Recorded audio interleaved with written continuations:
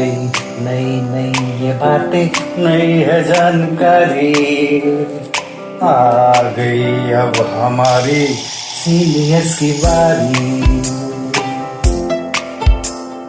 नई नई नई ये बातें नई है जानकारी, आ गई अब हमारी सीनियर्स की बारी।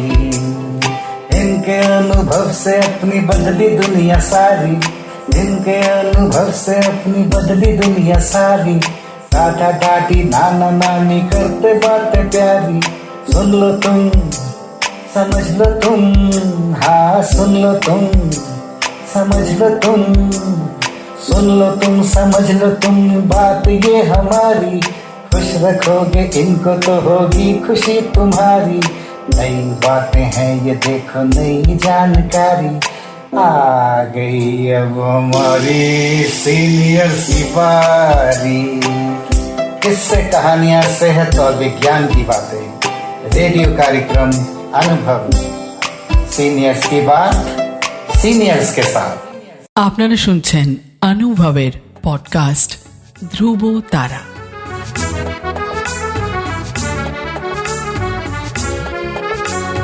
তোমার আমার অনুভবের জীবনের ধ্রুব তারা, ধ্রুব তারা, ধ্রুব তারা, ধ্রুব তারা।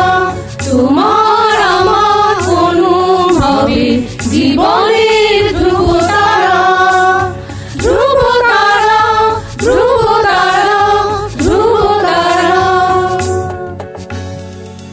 আপনারা শুনছেন ভারত সরকারের সামাজিক ন্যায় ও অধিকার প্রদান মন্ত্রকের অন্তর্গত national institute for social defence এবং মিডিয়া ফর কমিউনিটি ফাউন্ডেশন নতুন দিল্লির যৌথ উদ্যোগে নির্মিত পডকাস্ট অনুভবের নির্মিতি ধ্রুব তারা।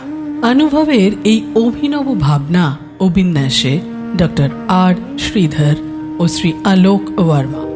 অনুভবের অন্তর্গত ধ্রুব তারা আপনাদের জন্য নিবেদন করলেন Calcutta metropolitan institute of gerontology, সংক্ষেপে CMIG।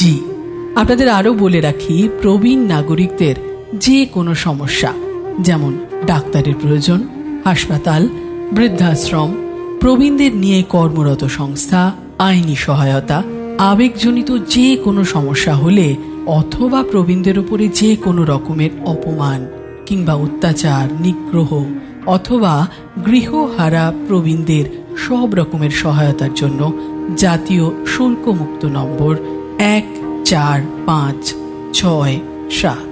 আরেকবার বলছি, ন্যাশনাল টোল ফ্রি নাম্বার 14567, এই নম্বরে যোগাযোগ করুন।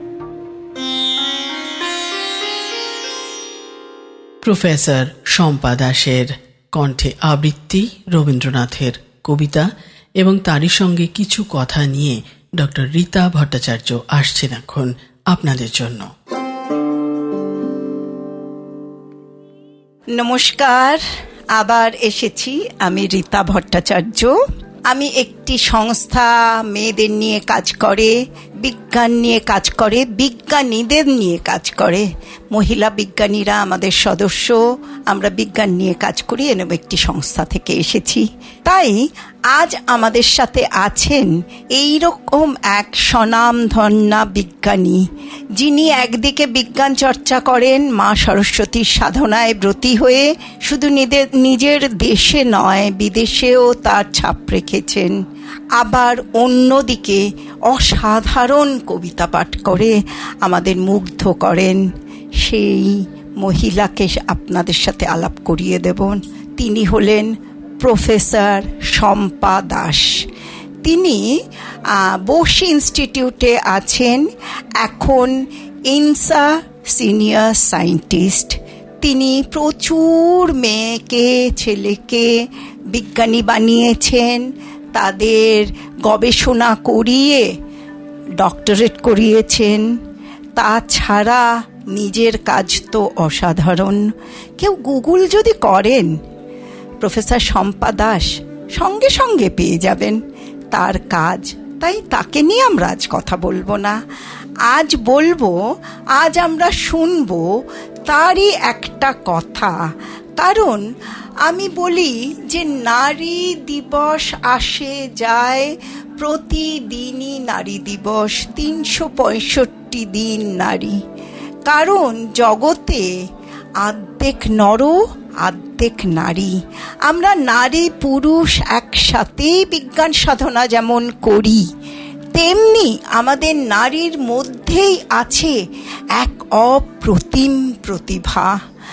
আমাদের কবিগুরু রবীন্দ্রনাথ ঠাকুর একটা কি সুন্দরভাবে মেয়েদের ফুটিয়ে তুলেছেন, নানানভাবে ফুটিয়েছেন। আজ উনি যে কবিতা পরিবেশন করবেন সেই কবিতার নাম হচ্ছে সাধারণ মেয়ে। আর পুনশ্চ কাব্যগ্রন্থে এই কবিতাটি আছে। তিনি তার কবিগুরু রবীন্দ্রনাথ তার লেখায় কি অসাধারণভাবে একটি সাধারণ মেয়েকে ফুটিয়ে তুলেছে। চলুন না আমরা আজ প্রফেসর শম্পা দাসের কাছে কবিতাটা একটু শুনি। তো সেই নারী সংগ্রাম যুগ যুগ ধরে চলেছে তো চলেছেই পৃথিবীর প্রতিটি প্রান্তে।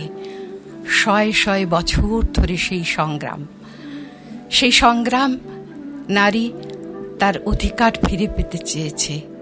তার শিক্ষার অধিকার, তার কর্মের অধিকার, তার স্বাস্থ্যের অধিকার, তার জন্মের অধিকার, তার পরিচয় অধিকার ফিরে পাওয়ার জন্যে সে তার পরিচয় ফিরে পেতে চায়। আচ্ছা বলুন তো, এই কি অসম্ভব একটা চাওয়া! নারী তার পরিচয় ফিরে পেতে চায়। আর একজন পুরুষ হয়ে আমাদের অতি পরম প্রিয় কবি রবীন্দ্রনাথ এক নারীর এই পরিচয় ফিরে পেতে চাওয়ার আকুতিকে কি মর্মস্পর্শীভাবে অনুভব করেছেন এবং তার কবিতায় কিভাবে ফুটিয়ে তুলেছেন। সাধারণ মেয়ে কবিতায়, আমি অন্তঃপুরের মেয়ে, চিনবে না আমাকে। তোমার শেষ গল্পের বইটি পড়েছি শরৎবাবু, বাঁশি ফুলের মালা। তোমার নায়িকা এলোকেশের মরণ দশা ধরেছিল 35 বছর বয়সে। 25 বছর বয়সের সঙ্গে ছিল তার রেশারেশি। দেখলেম তুমি মহোদশয় বটে, জিতিয়ে দিলে তাকে। নিজের কথা বলি, বয়স আমার অল্প। একজনের মন ছুঁয়েছিল আমার এই কাঁচা বয়সের মায়া। তাই জেনে পুলক লাগতো আমার দেহে। ভুলে গিয়েছিলাম অত্যন্ত সাধারণ মেয়ে আমি। আমার মতো এমন আছে হাজার হাজার মেয়ে, অল্প বয়সের মন্ত্র তাদের যৌবনে। তোমাকে দোহাই দিই, একটি সাধারণ মেয়ের গল্প লেখো তুমি। বড় দুঃখ তারও স্বভাবের গভীরে অসাধারণ যদি কিছু তলিয়ে থাকে কোথাও, কেমন করে প্রমাণ করবে সে? এমন কজন মেলে যারা তা ধরতে পারে? কাঁচা বয়সের জাদু লাগে ওদের চোখে, মন যায় না সত্যের খোঁজে। আমরা বিকিয়ে যাই মরীচিকার দামে। কথাটা কেন উঠল তা বলি। মনে করো, তার নাম নরেশ। সে বলেছিল, কেউ তার চোখে পড়েনি আমার মতন। এত বড় কথাটা যে বিশ্বাস করব সে সাহস হয় না। করব না যে এমন জোর কই। একদিন সে গেল বিলেতে। চিঠিপত্র পাই কখনো বা। মনে মনে ভাবি, রাম রাম, এত মেয়েও আছে সে দেশে, এত তাদের ঠেলা ঠেলি ভিড়, আর তারা কি সবাই অসামান্য? এত বুদ্ধি, এত উজ্জ্বলতা, আর তারা সবাই কি আবিষ্কার করেছে এক নরেশ সেনকে, স্বদেশে যার পরিচয় চাপা ছিল 10 মধ্যে। গেল মেলের চিঠিতে লিখেছে লিজির সঙ্গে গিয়েছিল সমুদ্রে নাইতে, বাঙালি কবির কবিতা কলাইন দিয়েছে তুলে, সেই যেখানে উর্বশী উঠেছে সমুদ্র থেকে। তারপরে বালির পরে বসলো পাশাপাশি, সামনে দুলছে নীল সমুদ্রের ঢেউ, আকাশে ছড়ানো নির্মল সূর্যালোক। লিজি তাকে খুব আস্তে আস্তে বললে, এই সেদিন তুমি এসেছ, দুদিন পরে যাবে চলে, ঝিনুকের দুটি খোলা, মাঝখান টুকু ভরা থাক একটি নিরেট অশ্রুবিন্দু দিয়ে, দুর্লভ মূল্যহীন। কথা বলবার কি অসামান্য ভঙ্গি।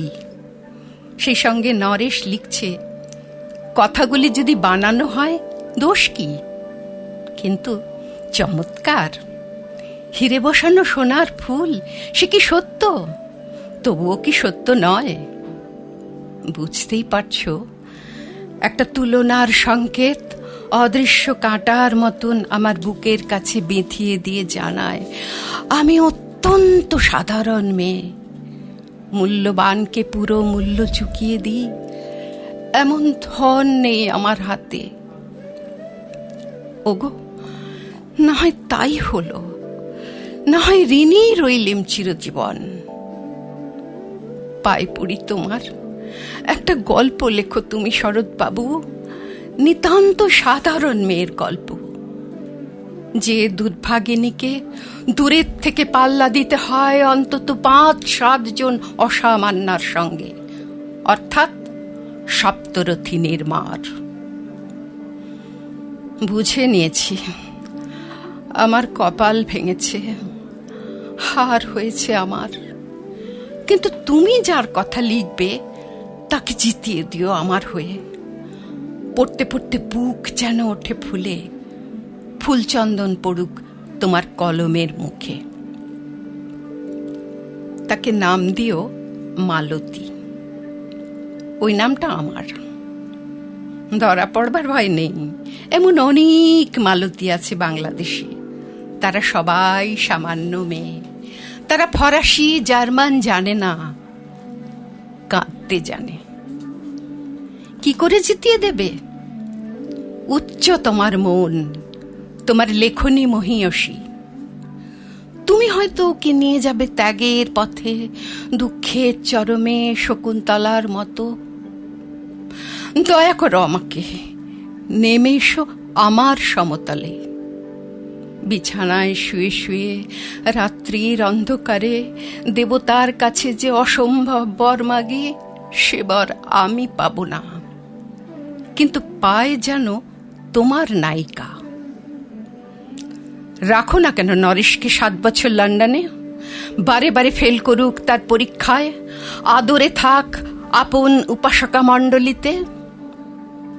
এদিকে মালতী পাশ করুক MA কলকাতা বিশ্ববিদ্যালয়ে, গণিতে হোক প্রথম তোমার কলমের এক আঁচড়ে।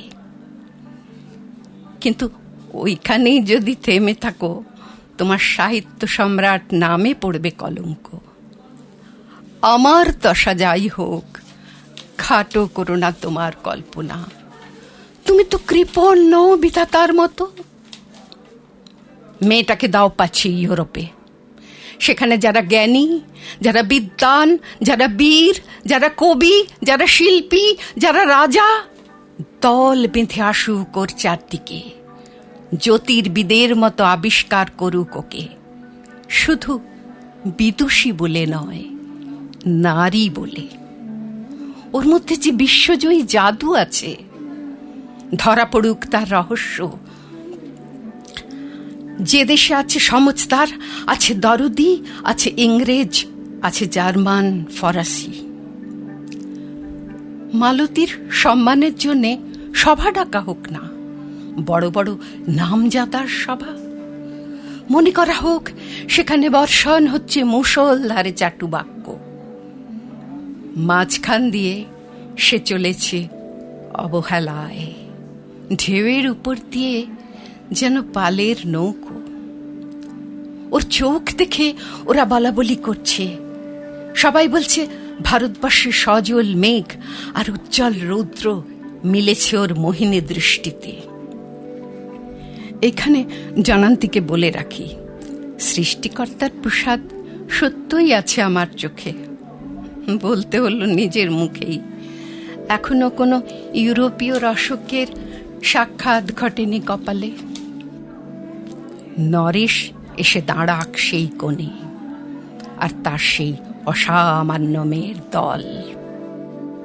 আর তারপরে আমার নোটে শাকটি মুড়লো, স্বপ্ন আমার ফুরলো। হায় রে সামান্য মেয়ে, হায় রে বিধাতার শক্তির অপব্যয়। নমস্কার। কি অপূর্ব! আমরা মন্ত্রমুগ্ধ হয়ে শুনছিলাম, চোখের সামনে আমরা একটা প্রেম দেখছিলাম, আর সেই প্রেমটা নরেশের সাথে আমাদের এই কি জানো নাম বললে, মালতী। নরেশের আর মালতীর প্রেম। তার মধ্যে নরেশ যখন মালতীকে চিঠি লিখলো লিজির ব্যাপারে, কি অবমাননা, তাচ্ছিল্য! এক্ষুনি দিদি বললেন, সম্পাদি পড়লেন যেটা, হিরে বসানো সোনার ফুল কি সত্য, তবু কি সত্য নয়? এই যে কথাটা, এর মধ্যে কি বুঝছেন আপনারা, কি শুনছেন? এই বাক্যে লুকায়িত একটা প্রচ্ছন্ন অবহেলা নয় কি?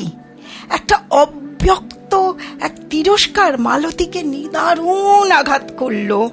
সেই আঘাতেই মালতী কিরম তার মনের কথা শরৎবাবুকে বলছে, তার মনের ইচ্ছে সে সত্যি এক মহীয়সী নারী হয়ে উঠবেন শরৎবাবুর লেখায়।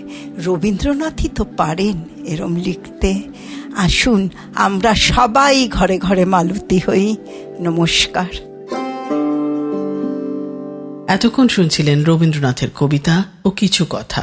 কবিতায় ছিলেন প্রফেসর শম্পা দাস এবং কিছু কথায় ছিলেন ডক্টর রীতা ভট্টাচার্য। আপনাদের জানিয়ে রাখি, প্রবীণ নাগরিকদের যে কোনো সমস্যা, যেমন ডাক্তারের প্রয়োজন, হাসপাতাল, বৃদ্ধাশ্রম, প্রবীণদের নিয়ে কর্মরত সংস্থা, আইনি সহায়তা, আবেগজনিত যে কোনো সমস্যা হলে, অথবা প্রবীণদের ওপর যে কোনো রকমের অপমান, অত্যাচার, নিগ্রহ অথবা গৃহহারা প্রবীণদের সব রকমের সহায়তার জন্য জাতীয় শুল্কমুক্ত নম্বর 145667। আরেকবার বলি, ন্যাশনাল টোল ফ্রি নাম্বার 14567। এই নম্বরে যোগাযোগ করুন। সমগ্র অনুষ্ঠানটি আপনাদের কাছে নিবেদন করলেন ধ্রুব তারা। অনুভবের অন্তর্গত ধ্রুব তারা একটি CMIG প্রয়াস।